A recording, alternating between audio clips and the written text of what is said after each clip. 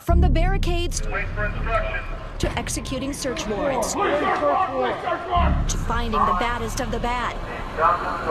That's the daily job of Columbus's SWAT team.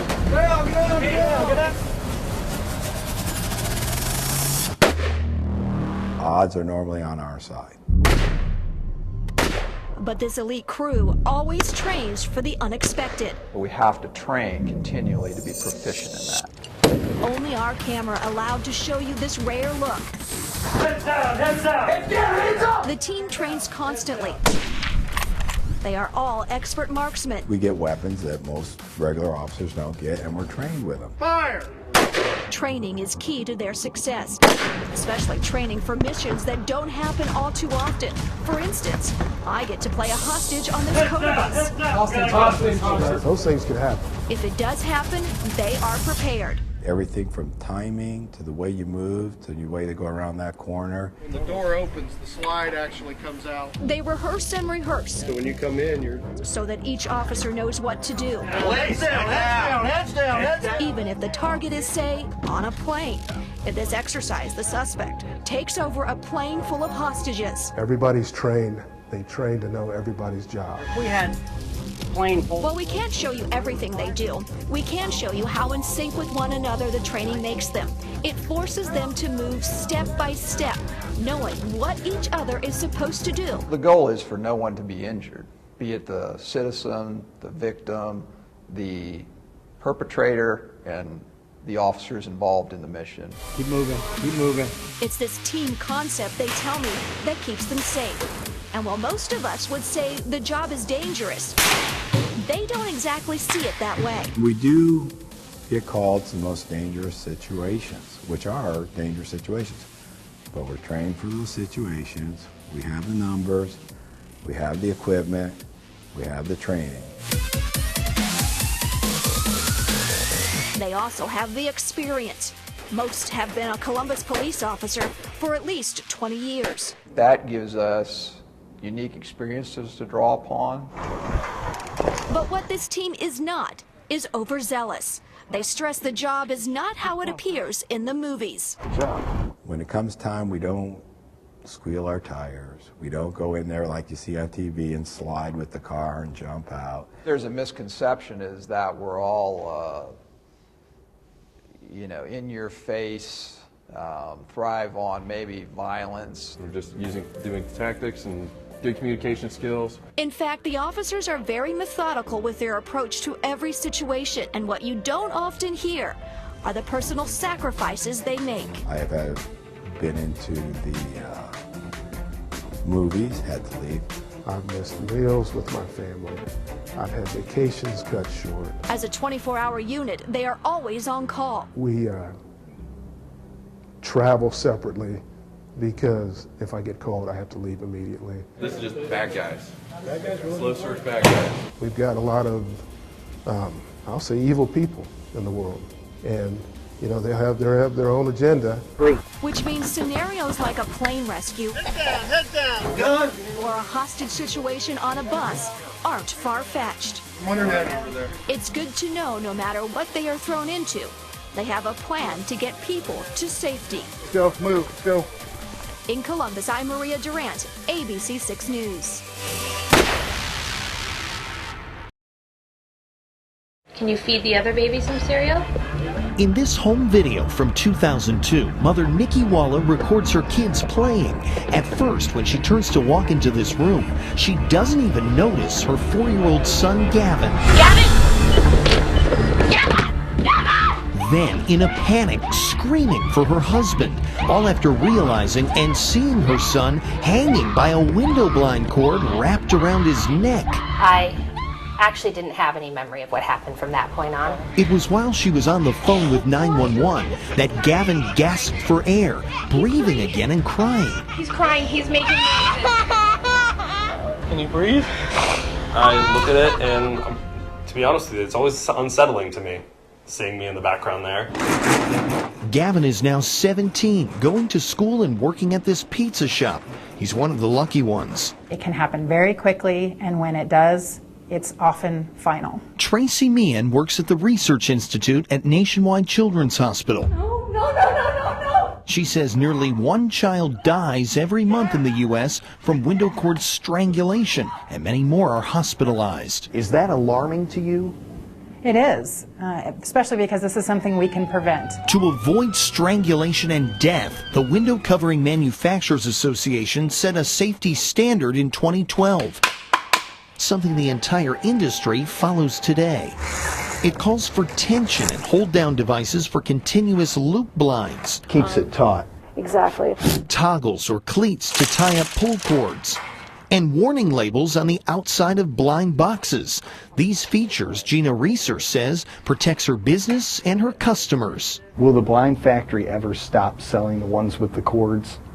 No.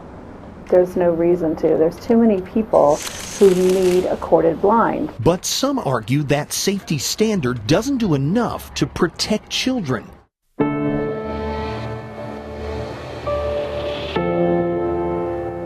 In an instant, our life was changed, all because of this. Sally and Jim Reese know that all too well. He was obsessed with parachute guys, G.I. Joe guys, Army guys. He had an adorable smile. He had a little dimple when he smiled. It was at their Ohio home, summer of 2003. Charlie was 4, playing in a back room. Sally, Jim, and their older daughter were watching TV, and Sally was pregnant with twins. So Jim went to check on Charlie and made a horrifying discovery. I just saw him by the window. I didn't realize what happened. The Reeses think Charlie jumped off a couch, pretending to be a paratrooper with the cord tied around his neck. He was purple. His lips started to turn purple. It was just hard. And then the paramedics came and started to work on him some more. He was flown by helicopter to a Cincinnati hospital, but Charlie didn't make it. I definitely feel like I lost my best friend that day. Charlie's older sister, Grace, remembers that tragic day even 12 years later. It was so weird because I went from being, the older sister to being an only child. There will always be a hole in my heart.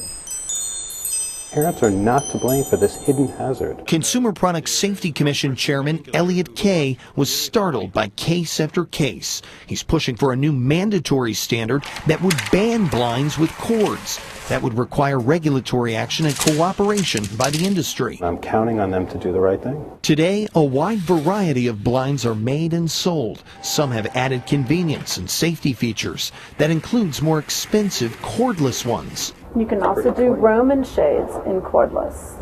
If a corded blind is chosen, custom blind companies are required to install these cleats in your home. But then it's up to the parents to actually use them.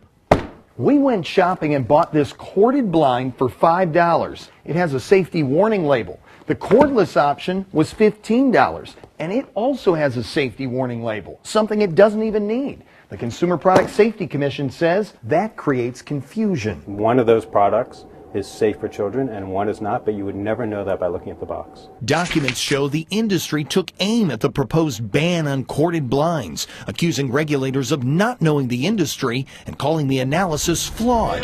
She's wrapping the cords. Until then, Kay worries children will keep getting strangled. We want to end the uncertainty and we want to end the deaths. And the way to do that is to only have safe products on the shelves. Because of that product, we no longer have our child. Just calling my little Charlie bear. Just give him a big hug and tell him I love him.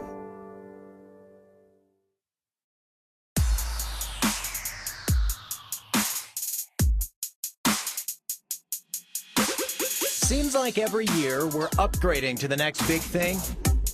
So what should we do with that old thing? Many try selling them without knowing what they're letting go. If you just sell the phone, even if you've deleted things individually from it, they might not be gone. Matt Curtin is a computer security expert with InterHack. And what we're able to see is the name of the file here. He agreed to help us with an experiment. We gave he and his team a bunch of phones people at our station were getting rid of. It's good at pulling stuff off of ancient phones. Most of the users had deleted their information, at least they thought. You can go into the browser. The file that you have stored on the device is still there. You just don't know how to get to it. And sure enough, boy, there's a legal document. Curtin and his team found what could be a treasure trove of data. He definitely still has all his data on there. We were able to flip through and see all kinds of pictures. We were able to see text messages.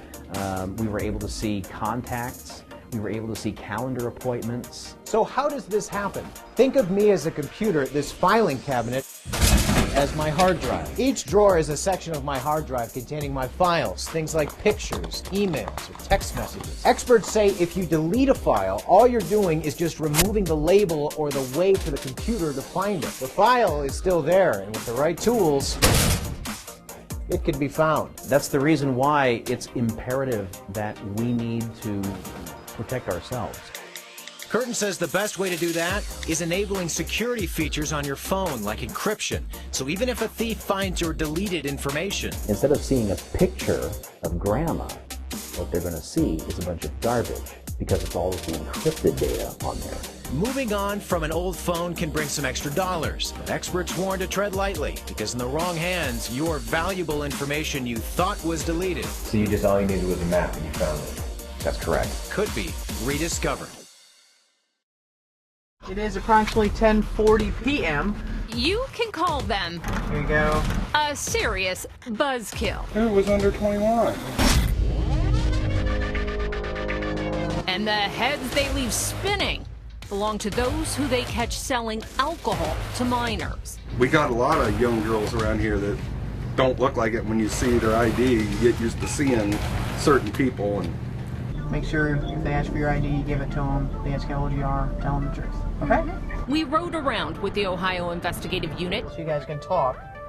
All right. Marysville Police. Selling beer to intoxicating liquor to an underage person. And Union County Sheriff's Office last month. Ultimately, it's going to affect their business. It is approximately 9:15. Their attention is on this one 18-year-old girl. There's people always behind you or in front of you, and they're like staring at you like, what is this girl doing? Who we'll call Riley. Utilizing confidential informant for a Union County alcohol compliance check. The adrenaline just is like rushing, like, do they really just sell to me? The team allowed us to shoot them from going store to store and record Riley